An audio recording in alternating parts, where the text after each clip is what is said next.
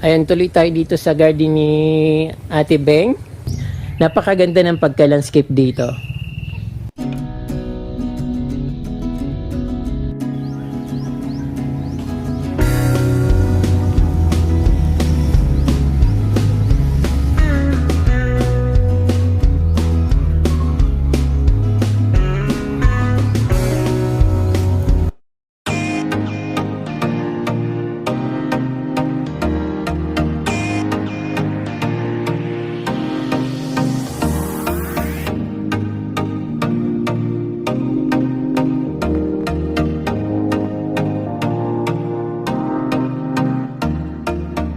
Magandang araw sa inyo mga kaprom din. Dito po ako sa Barangay Halawi Gogon dito sa bayan ng Guwa.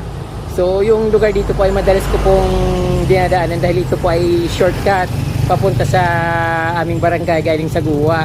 Kaya every time na napapadaan ako dito at tinitingnan ko yung garden nila, parang kasi iba yung dating katulad sa kubo ko. Yung bahay nila ay parang ganun din, parang semi-kubo pero magandang tingnan at syempre yung ano niya, ground maaliwalas at napakagandang tingnan ka from lalo pag naparang ka dito na medyo maano yung araw, makulimlim ba, parang napaka-preskong tingnan.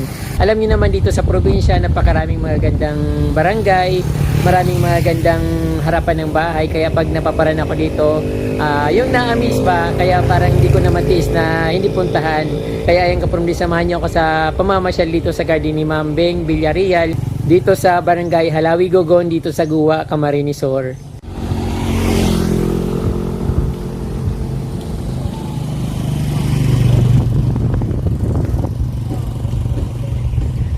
So ayun mga kaprom, dito tuwing makikita ko ito napapalingon ako kasi iba yung garden style nila, iba yung setting ng kanilang garden, para bang nasa bukid na maaliwalas. Kasi yung pagdating dito sa may mga damo, katulad nito nasa ground, napakagandang tingnan.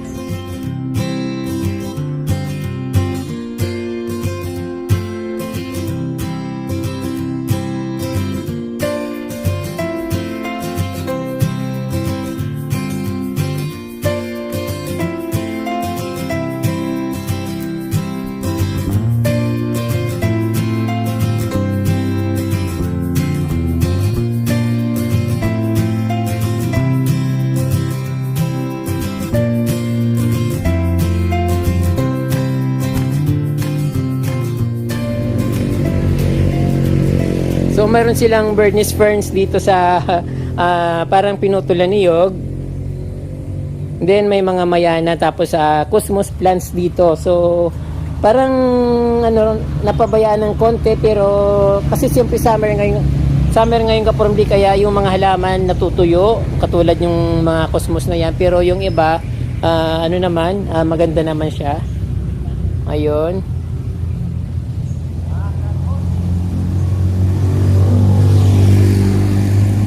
So mayroon siyang mga mayana dito. Ang alam ko nito, kulay pula mayana. Kaya lang kapag depende sa weather condition, minsan sobrang init, nagiging kulay maroon siya, katulad nito. So sure ako na kulay pula ito kasi ganyan din yung mayana ko, nagkulay maroon. So yung mga kamote, ganun din, kulay maroon din yung talbos nila. Ayun.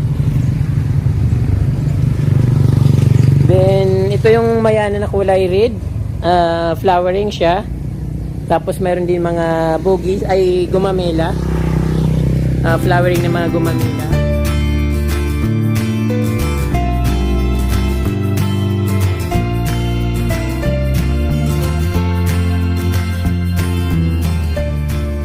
Ayan, tuloy tayo dito sa garden ni Ate Beng.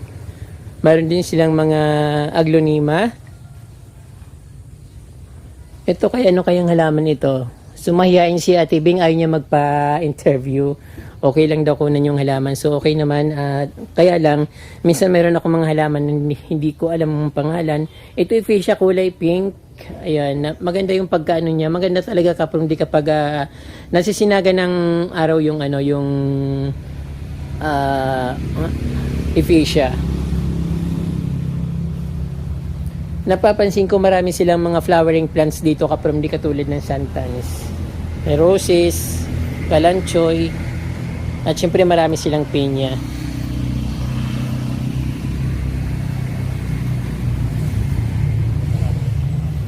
I think strawberry itong halaman na ito nandito sa paso, nakabitin. Then meron din siyang ano dito. Anong tawag dito?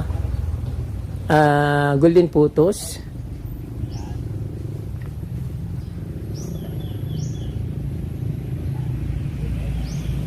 So ayun, punta tayo dito sa harap ng bahay ni Ate Beng. Ayun, meron din sila mga iba't ibang klaseng halaman dito. Meron purple heart na variegated.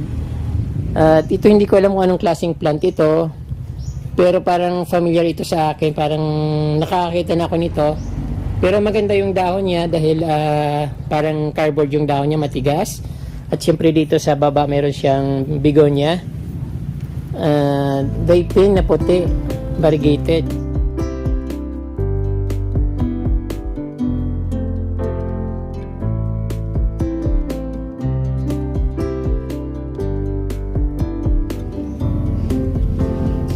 Ito yung ibang klaseng halaman nito, parang torch na hindi ko malaman kung anong klaseng variety ng torch ito, pero may uod. Ayan, may uod siya. Pero alam ko torch yan, medyo maliliit lang. Then black alocasia.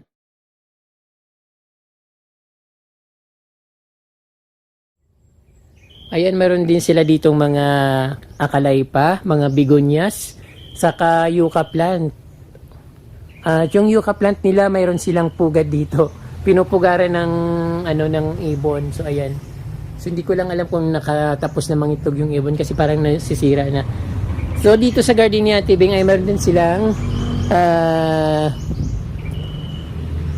wishing plant. Malaki na siya, so siguro namumulaklak na ito. Iba-ibang bulaklak ng wishing plant kaprom di minsan kulay pink, minsan kulay puti. But namumulaklak siya every 12 o'clock in the evening. Ayun. Ayun, dito sa likod ng bahay ni Ate Beng, maganda dito kaprom di kasi yung grass nila. Very cozy tingnan, napakalinis at green na green talaga yung pagkatubo niya. Very healthy siya. Then meron din sila ditong pink na syngonium. Ayan, pero parang variegated siya, pero alam ko pink siya kasi nagpipink yung dahon niya. Ayan, mayroong konting pink. Then meron silang sambong dito. Oh, ayan, napakarami. Saan ka pa? Ang dami-daming halaman dito ni Ate Beng. At syempre meron din siyang hydrangeas. Ito parang magic fruit. Magic fruit yata yung halaman na ito. Tapos yung five finger, pinutol na. Saka may mga may mga bougainvillea dito sa likod ng kanyang bahay. Meron din siyang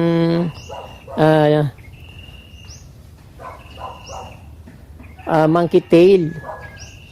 Ayun. Pero parang pinutol niya, siguro malagong malago na ito. Masyado kasi siyang, pag lumaki siya, masyadong malaki.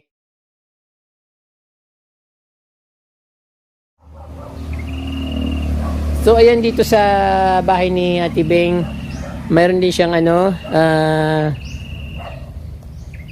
Persian shield saka tea plant. So ayan, mga flowering plants, aglonema, santans. So ayun. Pero yung nakakatawag pansin sa akin kaprom di yung nila dito sa harap ng bahay. So ito yung maganda kasi ito kasi parang sobrang lamig tingnan. Mapresko sa pakiramdam. Ayan.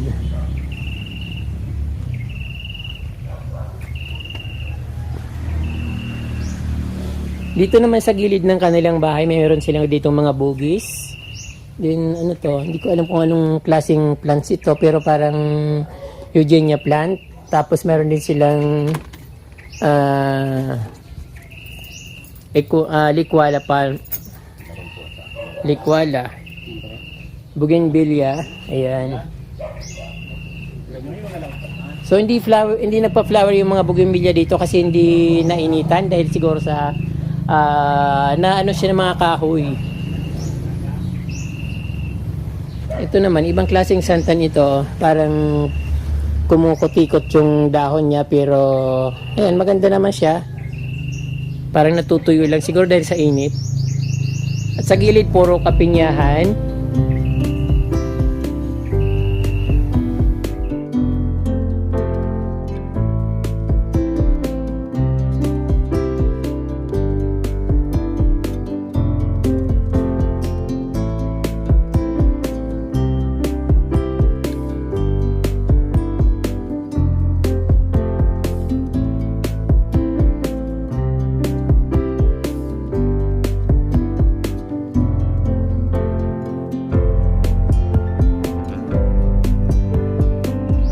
Ayun, Sanggumay.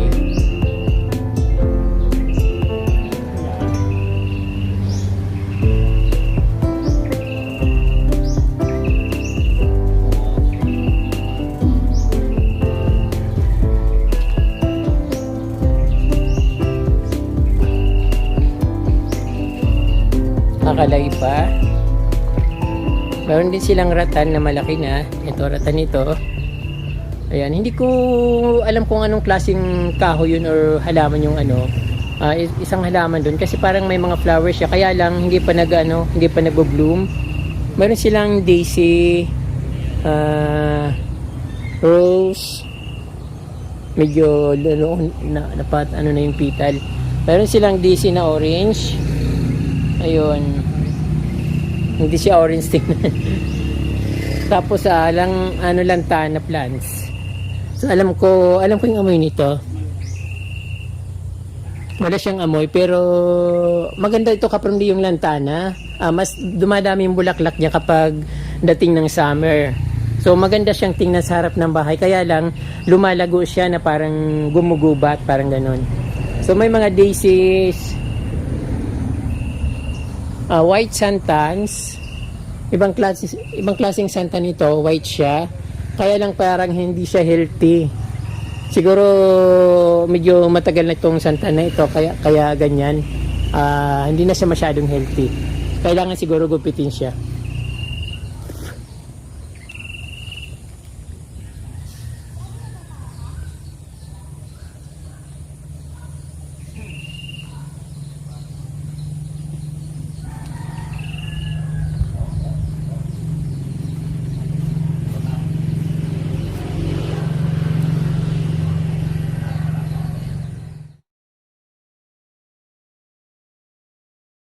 Yung pumilyo nila napakaraming bunga.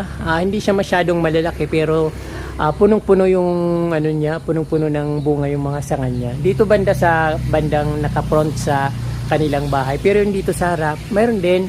Pero mas marami yung dito. Mas marami yung ditong bunga. So ayan, dami. Mayroon another pugad ng ibon. So pati ng sako kinuha ng ibon para gawing pugad.